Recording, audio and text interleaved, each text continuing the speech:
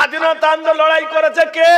যে দীনেশ, কানাই, বাদল, ক্ষুদিরাম, অভিরাম, নেতাজি সুভাষ, মাতঙ্গিনী হাজরা, এরাই ছেড়েছে। কিন্তু বলো সর্বপ্রথম 400 হিস্ট্রিয়া কোম্পানি ইংরেজকে বাধা দিয়েছিল কে? এই 24 পরগনার একটা যুবক, নাম হলো মাওলানা মোহাম্মদ মীর নিসার আলী, ডাক নাম হলো তিতুমির। 24 পরগনা, বাঁশের কেল্লা, নারকেল বেরিয়া। হঠাৎ দেশে উঠলো আওয়াজ, হো হো হো হো, চমকে সবাই কাঁপিয়ে দেখে সিপাহী বিদ্রোহ। কে প্রথম রক্ত দিল? বাঙালি। ওই গঙ্গায় ডুবি আছে হায় ভারতের দিবাকর, বাঙালির খুনে লাল হলো রাজি ক্লাইভের খঞ্জর। আমার কবিতা নয় বন্ধুরে, দেখো কেমন করে গেছে বাঙালি। ওই গঙ্গায় ডুবি আছে হায় ভারতের দিবাকর, বাঙালির খুনে লাল হলো আজি ক্লাইভের খঞ্জর। যার রক্ততে ইংরেজের তরবারি লাল হয়েছিল, খালি বাংলার মাটিতে প্রথম শহীদ হয়েছিল মুসলমান, তার নাম হলো সিরাজ। বলে বলুন নারায়ে তাকবীর। ওই যে পাক সার্কাস, সবাই চেনে স্টেশনটা, কবরস্থান নাম হলো গোবরার কবরস্থান। ওইখানে যিনি ফাঁসির মঞ্চে ঝুলেছিলেন হাফেজ গোলাম মাসুম, জোরে বলুন নারায়ে তাকবীর। তখন ক্ষুদিরাম, অভিরাম কোথায় ছিল? কত গান এলো ক্ষুদিরামের নামে, অভিরামের নামে। মুসলমানের কথা ভুলে গেছ, করতে আমার দেশ স্বাধীন প্রাণ দিয়েছে ভগৎ সিং। অলিউল্লাহ দেহলি কোথায় গেল? আশফাকুল্লাহ কোথায় গেল?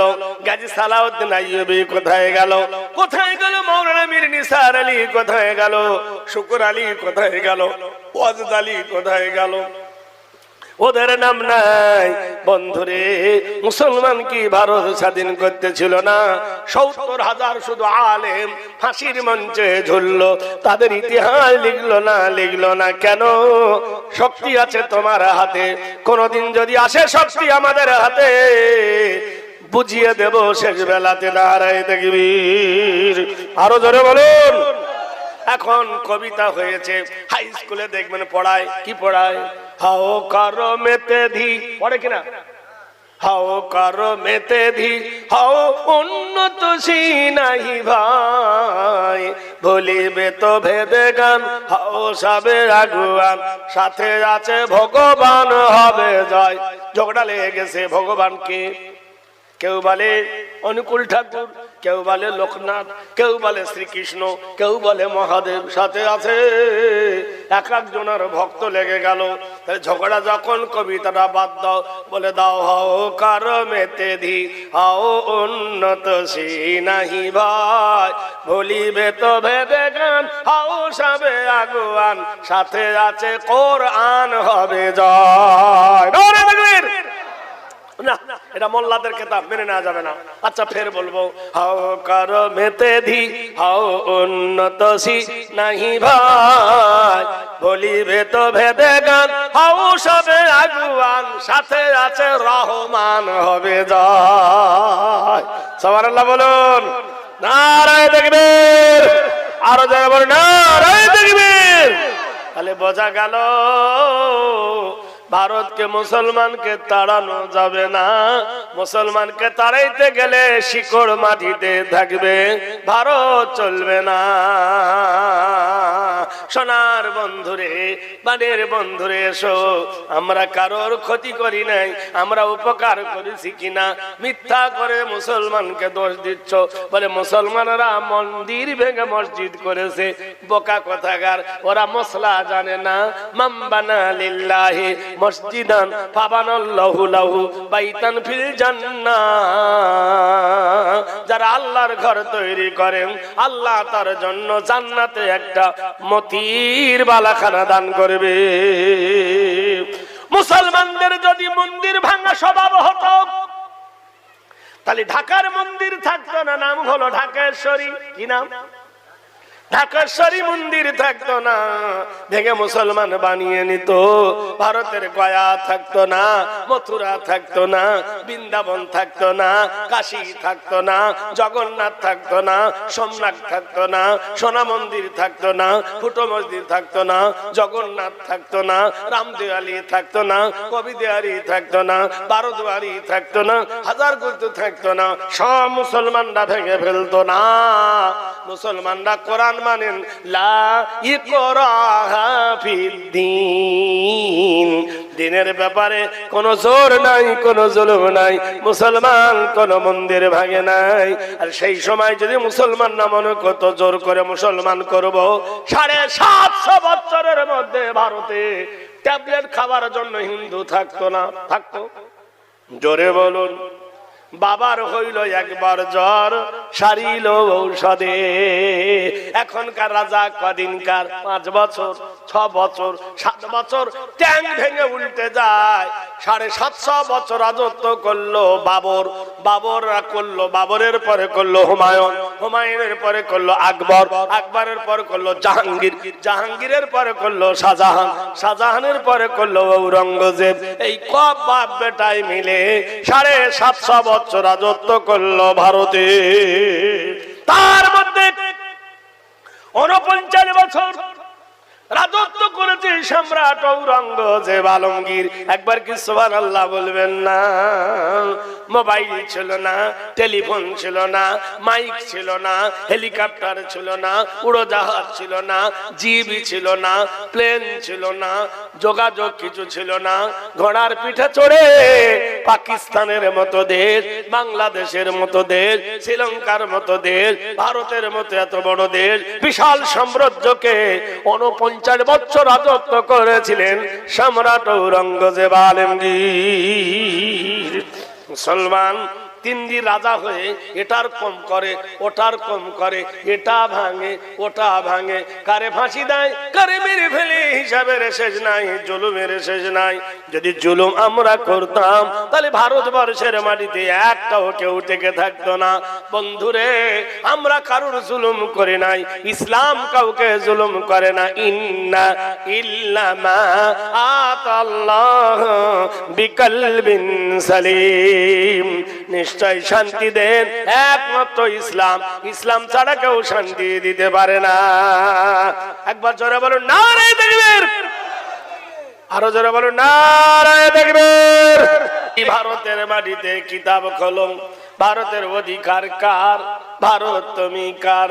বেদ বলছে স্বর্গদপি মা গরিয়সী, আদম কল্যাং বসুমতি, হেরি নাম চরিতত্ব বয়, ওয়াং শান্তি আদম বসুমতি বয়। আল্লাহর নবী আদম লাইসেন্স প্রাপ্ত নবী। আল্লাহ পাক তাকে পাঠিয়েছিলেন প্রথম ভারতে। নবী আদম এসেছিলেন ভারতে। এই ভারতের মাটিতে আদম এলেন। তাহলে ভারতের মাটি প্রথম কার? আদমের মাটি। আদম আমাদেরকে ওয়ালা কাদ কাররামনা বানি আদম, আদম হলো আমাদের বাবা, আমরা হলাম আদমের বেটা। তোমাদেরকে বলেছিলাম মা হওয়ার 2টো সন্তান, হিন্দু মুসলমান, মন্দিরে ঘন্টার ধ্বনি, মসজিদে আজান। ওরা বলছে না না না না, আমরা তোদের বেটা নয়, আমরা আদমের বেটা নয়, আমরা হাওয়ার বেটা নয়, আমরা গোমাতা, গোমাতা ভক্ত নীতিত মন গোমাতা, নিরিনাত চৈত্র গোমাতা, নরিত কল্যাণ সর্বভূতম, আমরা গরু থেকে হয়েছি, আমাদের মা হলো গরু। আমরা বললাম তোরা আমাদের ভাই, একই ভারতে ঠাই। ওরা বলল না, আমরা তোদের ভাই নয় আর তোদের মার বেটা নয়, আমরা কার বেটা? গরুর বেটা। গরু যদি ওদের মা হয়, বাপ হবে কে? বাপকে দেখেছেন? এই বাপটার নাম কি? কথা কেন বলেন এরা? আরে এড়েটা, এড়েটা শহরটা দেয়াল ঘড়ির মতো তার মেশিনটা ডলে, দেখেননি বিসি? কিন্তু আমরা বলেছি তোমরা আমাদের ভাই। 2 জাতি ভাই সমানে মরে, মর কয়েলে দেশে বন্যাতে দুই ভাইয়ের কুঠির সমান যায় ভেসে, বিধাতার সেই বিচারে প্রভেদ কিছু নাই, হিন্দু আর মুসলিম মোরা এক সহোদর ভাই, এক বিন্তের দুটি কুসুম এক ভারতে ঠাই না। আমাদের মা থেকে হয়েছে, গরু থেকে হয়েছে, এরা গরু খায়, এদেরকে তাড়াবো, মাকে খেয়ে নেয়। বাহ বাহ বাহ, খুব ভালো। আবার কোর্টে বলে ইওরানার মুসলমানরা মাকে খেয়ে নেয়, এদেরকে রাখা যাবে না। আবার সুপ্রিম কোর্টে বিচার হলো, ইওরানার সত্যি করে বলুন, গরু তোমাদেরকে বললো মা। আচ্ছা, মুসলমানেরা একটা কোরআন পড়ে, সেই কোরআনটা আরবি ভাষা, কোরআন যাতে ধুলো না পড়ে একটা কাপড় জড়ায়, কাপড়টার নাম জুজদান। সেই জুজদান যদি পড়ে থাকে, এই ভরতগড়ের কোন যুবক তার উপর পা তুলবে না। তুলবে? জোরে বলুন। তাহলে কাপড়টা তো কোরআন নয়, সেটা হিন্দুর দোকানের হতে পারে, মুসলমানের দোকানে হতে পারে, কিন্তু কাপড়টা কোরআন জড়িয়েছে বলে তার সম্মান বাড়িয়ে দিল। সুবহানাল্লাহ। কিন্তু আপনি বলছেন গরু আমার দেবতা, গরু আমার মা। ইওরানার তাহলে দেবতার চামড়া কেন তোমার পায়ের তলে জুতা? চুরি জোরে বলুন নারায়ে তাকবীর। ইওরানার আপনি বলুন, মিলিটারির পিঠে যে চামড়া, মিলিটারির পায়ের জুতাও চামড়া, ডাক্তারের পায়ে চামড়া। ভারতের বিখ্যাত ডাক্তার, ডাক্তার বিধান চন্দ্র রায়, তিনি চামড়ার জুতো পায়ে দিতেন, কাঁচা চামড়ার। ভারতের মাটিতে বিখ্যাত আপনি জানেন সুভাষ চন্দ্র ভট্টাচার্য, তিনার পায়ে থাকতো চামড়ার জুতো। আপনি বলুন ভারতের মাটিতে অরবিন্দু দে, তার পায়ে থাকতো চামড়ার, কাঁচা চামড়ার জুতো। তালি দেবতা যদি তোমাদের হলো, তাহলে এত বড় নামি দামি হিন্দু ডাক্তারের পায়ের তলায় মায়ের চামড়া কেন গেল? তাহলে আপনি বলুন, বলো মানো না, শুধু মিথ্যা করে ঝগড়া লাগাও। নারায়ে তাকবীর। মুর্শিদাবাদের হরিহরপুর থানা কুকুরে একটা হাড় নিয়ে মন্দিরের ভিতরে ঢুকে খেয়েছে। হিন্দুরা দোষ দিল, মোল্লারা ইচ্ছা করে আমাদের মন্দিরে গরুর হাড় ভরেছে। দেনু তদন্ত করা হলো, ভালো করে হাড়কে ময়না তদন্ত করলো, করে জানা গেল গরুর হাড় বটে, কিন্তু আজ থেকে কিছুদিন আগে গরুটা মরে গিয়েছিল। মরা গরুর হাড় কুকুরে টেনে নিয়ে গেছে, জিন্দা গরুর হাড় নয়। কোর্টে বিচার হলো, ইওরানার কুকুরে হাড় নিয়ে গেছে মন্দিরের ভিতরে, তাই মুসলমানদের ঘাড়ে দোষ চাড়াচ্ছ। আর তোমাদের মন্দিরের যখন পূজা হয়, ঢোলে যে বাড়ি মারে, ঢোলটা কিসের চামড়া? জোরে বলুন, একটু হু হ্যাঁ বলবেন তো। হ্যাঁ, কাঁচা গরুর চামড়া টাকডুমা ডুমডুম করে বাজাচ্ছ, তাহলে কুকুরে হাড় নিয়ে গেলে মুসলমানের দোষ, আর তোমাদের ব্রাহ্মণকে খুশি করতে ঢোল বাজায়, এটা কার দোষ? বোধহয় নন্দ ঘোষের দোষ। এরা বলল না, হলো না। ভারতবর্ষের মাটিতে বন্ধুরে 16,000 কোটি টাকা খরচ করে মন্দির বানানো হলো। মন্দিরটার নাম হলো রামলীলা মন্দির। হয়েছে না? হয়েছে না? আমি বলি হায় রে, ভারতে মন্দির বানাবের জায়গা কেউ দিল না, বিশ্ব হিন্দু পরিষদ দিল না, হিন্দু সংস্থা দিল না, জৈন দিল না, ইহুদি দিল না, কেউ জায়গা দিল না। জায়গা দিল তো মুসলমানদের মসজিদ জায়গা দিল। রাম আর সীতা থাকবি কোথায়? মন্দিরে ঢুকেছে, মন্দিরে ঢুকেছে। ঢুকছো যখন কলেমা পড়তে বাকি নাই। নারায়ে তাকবীর। জোরে বলুন। করুণা, করুণার ভয়ে মুদ খেয়েছিল, গরুর মুদ। কিসের মুদ? জোরে বলুন, কিসের মুদ? গরুর মুদ খেয়েছিল। মুদ যখন খেয়েছো গরু খেতে আর বাকি নাই, হবে খাবে, একটু সহ্য করো বন্ধু, জেনে রেখে দিও। আসন যুক্তিতে আসুন, ওই যে মন্দিরটা বানাইছো 16,000 কোটি টাকা খরচ করেছো, লাভ কি হবে? আর মুসলমানরা যা করেছে তাতে লাভ আছে বললে কই? মুর্শিদাবাদের মাটিতে একটা ঘর আছে, নাম হলো হাজারদুয়ারি। কি নাম? হাজারদুয়ারি। টিকিট হলো 40 টাকা এখন পার হেড। প্রতি মাসে ইনকাম হয় 3 কোটি টাকা। মাসে যদি 3 কোটি হয়, বছরে হবে 3 36 কোটি টাকা। যায় কোথায়? ভারতের অর্থ তহবিলে। হাওড়া থেকে পাঞ্জাব পর্যন্ত একটা রাস্তা আছে, নাম হলো শেরশাহ রোড। কি নাম? শেরশাহ রোড। 5000 কিলোমিটার। 80টা হলো টুল ট্যাক্স। যারা রাস্তায় চলেন জানেন টুল ট্যাক্সে পয়সা লাগে দিতে। তাহলে 80টা টুল ট্যাক্সের ইনকাম মুসলমানের ঢোকে কোথায়? ভারতের অর্থ তহবিলে। মুসলমানদের একটা কবর আছে, কবরটার নাম হলো তাজমহল। খবর রাখে নাকি? ভারতের জন্য টিকিট হলো 150 টাকা। মাসে ইনকাম হলো 10,000 টাকা কোটি। সুবহানাল্লাহ বলুন, জোরে বলুন। তাহলে 10 কোটি টাকা যদি মাসে ইনকাম হয়, মাসে 10 কোটি হলে বছরে কত হয়? 120 কোটি টাকা তাজমহল থেকে ইনকাম করে তোমার পকেটে ঢোকে। মুসলমানদের একটা মিনার আছে, মিনারের নাম হলো কুতুবউদ্দিন বখতিয়াল খিজলি, যার টিকিট হলো 20 টাকা। মাসে ইনকাম হলো 2 কোটি টাকা। তাহলে বছরে ইনকাম হলো 24 কোটি টাকা। ভারতবর্ষের মাটিতে 3টে ঘর আছে, একটা ফতেপুর, একটা আগ্রা, একটা দিল্লি।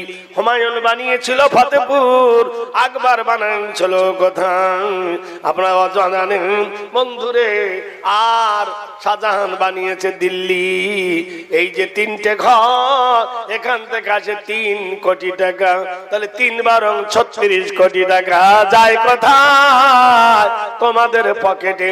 মুসলমানদের একটা পীর আছে, নাম হলো খাজা মঈনুদ্দিন চিশতি। দরবারে একটা হাঁড়ি আছে 120 মণ। 120 মণ। সন্ধ্যা থেকে টাকা পড়ে, টাকা পড়তে পড়তে সকাল বেলায় টাকা ভর্তি হয়ে যায়। লরি ভর্তি করে টাকাগুলো সরকারের অর্থ তহবিলে জমা দেয়। বন্ধুরে, কার দরকারে ভারত চলে একবার হিসাব করে দেখো। একবার জোরে কি বলা যাবে না? আল্লাহু আকবার। জোরে আর বলো রে। ও মুসলমানেরা, আরেকটা মজার কথা শোনো। একজন ব্যক্তি 200 কোটি টাকা দান করেছিল 1800 সালে। সেই লোকটার নাম হলো হাজী মোহাম্মদ মহসিন। 200 কোটি টাকা ভারতকে দিয়ে গিয়েছিল অর্থ তহবিলে দান। আপনারা তো জানেন 5 বছরে টাকা তখন ডবল হতো। তাহলে 1805 সালে হতো কত? 400 কোটি। 10 সালে হবে কত? 800 কোটি। 15 সালে হবে কত? 1600 কোটি। 20 সালে হবে কত? 3200 কোটি। 25 সালে কত হবে? 6400 কোটি। 30 সালে হবে কত? 128 কোটি। তাহলে 35 সালে কত হবে? 128 দুগুণে ডবল। 30 সালে হবে ডবল। 45 সালে হবে ডবল। 50 সালে হবে ডবল। 55 সাল হবে ডবল। 100 বছর হিসাব করিলি জিভ বেরিয়ে যাবে। হাজী মোহাম্মদ মহসিনের টাকা কত? আমাদেরকে দিয়ে দাও, তাড়তে হবে না, আমরা ভারত ছেড়ে চলে যাব। তোমরা দিতে পারবা না, আমরা ভারত ছাড়বো না। নারায়ে তাকবীর। সিঙ্গাড়ার ভিতরে আলু ঢুকলো কি করে? কাদের টাকায় ভারত চলে খবর রাখো না? বলে নে রে, ভারত তোর বাবার দেশ। ভারত তোর বাবার দেশের নয়। এই ভারতের মাটিতে মুসলমানকে তাড়াবি, খবর রাখিস। অযোধ্যার মাটিতে মুসলমানকে তাড়াবি। গুজরাটের মাটিতে একটা কবর আছে, খবর নাও। ওই কবরটা হলো নবী শীষ। কার নাম? নবী শীষ। ওই গুজরাটের মাটিতে 17টা সাহাবীর কবর আছে। কটা সাহাবী? 17টা সাহাবীর কবর আছে। খবর রাখো নাকি বন্ধু, আমরা কারোর দয়ায় বেঁচে বাস করি না দেশে। দেশের জন্য ফাঁসির মঞ্চে প্রাণ দিয়েছি হেসে। ধর্মে মোদের হাত দিও না, জানাই অনুরোধ, নইলে মারা রক্ত দিয়ে করব প্রতিরোধ। আরে দেখবীর, আরে মেয়েরা গুঁড়ো চালে জানেন না, গুঁড়োর কত ফুটো থাকে সে বাঁশের তৈরি। কত কথা বলবো, কিন্তু তাকে ভারত নাম দিল স্বামীজি। স্বামীজি বিবেকানন্দ। স্বামীজি বিবেকানন্দ বললেন, আমার ধর্ম হলো সনাতন ধর্ম, গুড বাই। তোমার ধর্ম ভালো, কিন্তু নীতি কি? তিনি বললেন, 1 নম্বর আমার ধর্ম, বিয়ে করতে পাবে না, বিয়ে শাদী করতে পাবে না। 2 নম্বর গেরুয়া পোশাক পরতে হবে। 3 নম্বর ভিক্ষা করে জীবিকা করতে হবে। আচ্ছা বলুন তো, বিবেকানন্দের কথা যদি আমরা মেনে নিই, আমাদের দাদুরা যদি মেনে নিত, আমাদের নানারা যদি মেনে নিত, যদি সবাই হতো বিবেকানন্দের ধর্ম মেনে নিয়ে, যদি বিয়ে না করতো, জনসংখ্যা বাড়তো না কমতো? জোরে বলুন। একটা মশার কয়েল টয়েল হয় না, মশা কাটছে, বুঝতে পারছেন না?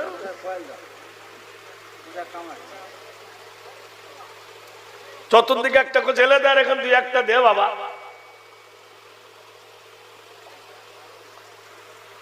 হাই মুসলমান,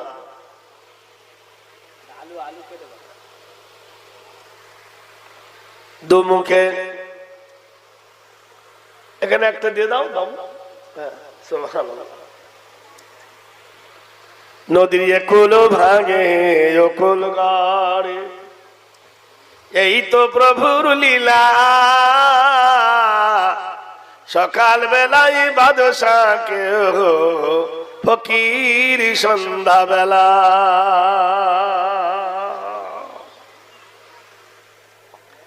তাহলে আপনারা বলুন, আমাদের নানারা আর দাদুরা যদি বিবেকানন্দর মত মেনে নিত, নানিকে যদি বিয়ে না করতো, মা হতো? জোরে বলুন।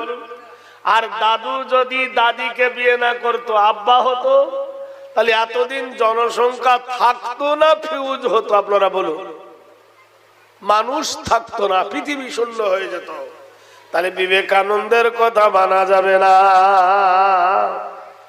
আরেকটা মেয়ে বিয়ে করলো না, মা হলো, তার নাম হলো মাদার টেরিজা। ওর ছেলেও হয়নি, বিয়েও করেনি, ও কারোর নানি নয়, কারোর দাদি নয়, তার নাম হলো মাদার টেরিজা।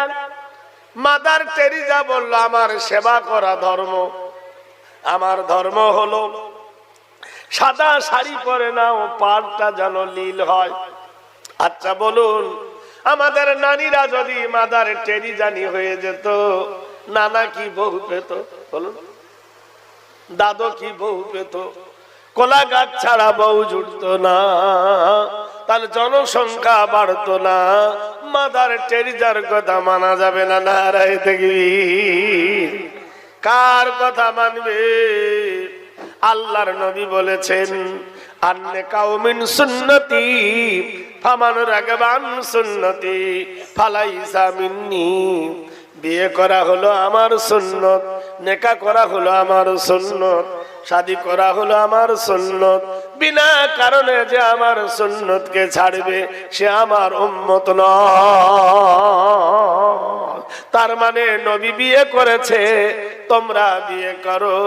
নবী ঘর করেছে, তোমরা ঘর করো। নবী সংসার করেছে, তোমরা সংসার করো। তোমরা আল্লাহকে পেতে গেলে নবীর চরিত্র ধরো, তাহলে তোমরা আল্লাহওয়ালা হবে।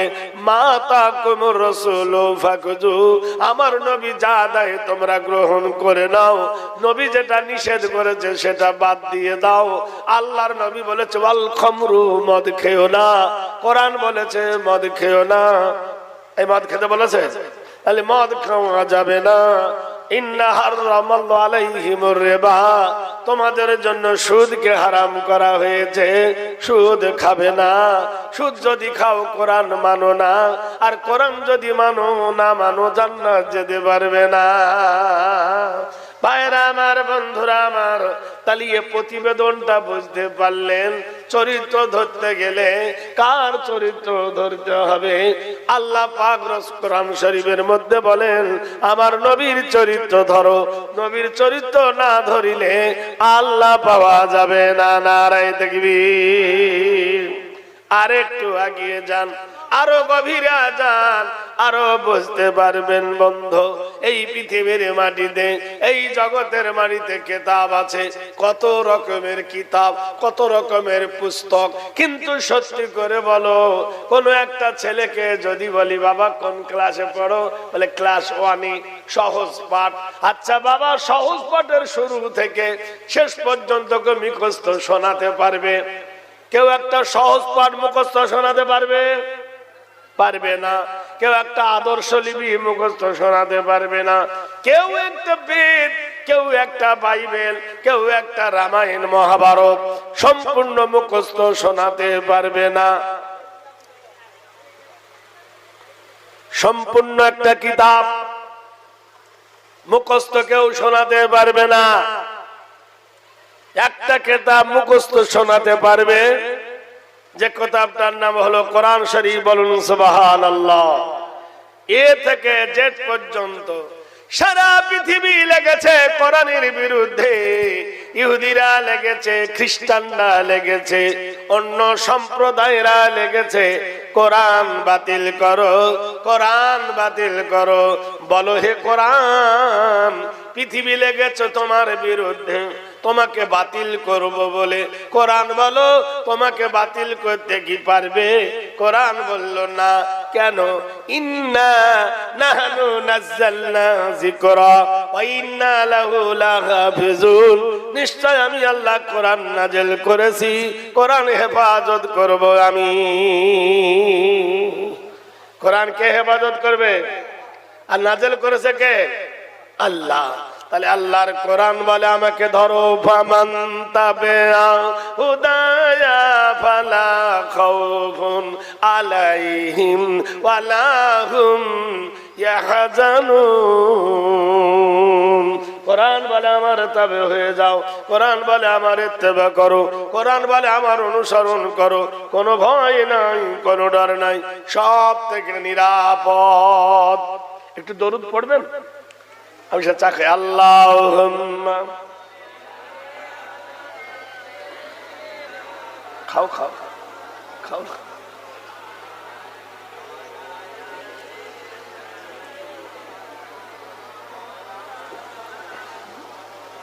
ভক্তি পড়ে বলুন আল্লাহুম্মা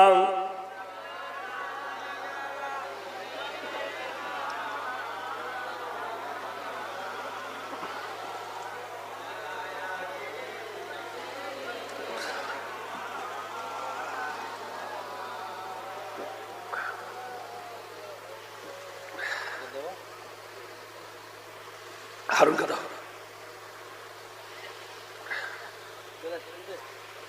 আলহামদুলিল্লাহ।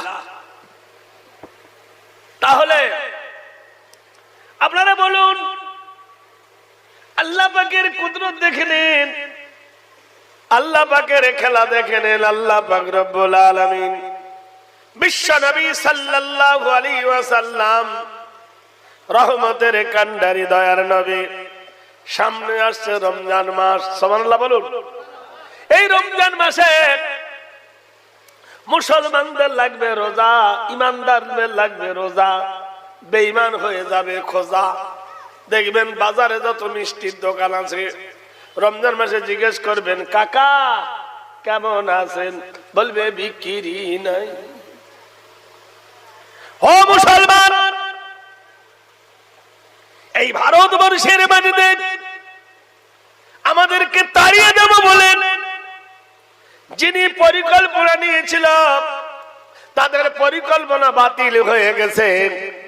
জিজ্ঞেস করলো ভারতের বুদ্ধিজীবীদেরকে মুসলমানের সংখ্যা কত? বলো মুসলমানের সংখ্যা হলো ভারতে 38 কোটি। আসলে মুসলমান হলো 48 কোটি। নারায়ে তাকবীর। হ্যাঁ, 38 কোটি গুণে রেখেছি আর 48 কোটি। বলে হ্যাঁ। বলে কেন? মুসলমানদের নামের ঠিক নাই। কারোর নাম হলো মন্টু, কারোর নাম হলো সেন্টু, কারোর নাম হলো তপন, কারোর নাম হলো স্বপন, কারোর নাম হলো লিলু, কারোর নাম হলো লালু, কারোর নাম হলো ভোলু, কারোর নাম হলো কধু, কারোর নাম হলো ঝাঁটু। এইভাবে মুসলমানের নামের মধ্যে গন্ডগোল। মেয়েদের নাম এরকম, কারোর নাম সোনালী, কারোর নাম বর্ণালী, কারোর নাম হলো কি মমতা, কারোর নাম হলো টুলি, কারোর নাম হলো টুনটুনি, কারোর নাম হলো শ্যামলী। এইভাবে মেয়েদের নামের মধ্যে ভুল। এইগুলো যদি সব করা যায় মুসলমান 48 কোটি হবে। নারায়ে তাকবীর। কি করা যায়? এদেরকে তাড়া হবে বললো কেন? এরা বিদেশি। হ্যাঁ, বাহ, বিদেশি। এদেরকে কেমন করে তাড়ব? সুপ্রিম কোর্টে কেস হয়ে গেল ইউরোয়ানার। মুসলমান বিদেশি বলল হ্যাঁ বিচার চাই। হলুন সোনিয়া গান্ধীর বাড়ি হলো ইটালি, ভারতে সে হলো স্বদেশি। প্রণব মুখার্জির বাড়ি বাংলাদেশ, ইন্ডিয়া এসে হলো স্বদেশি। আদবানির বাড়ি পাকিস্তান, ইন্ডিয়া এসে হলো স্বদেশি।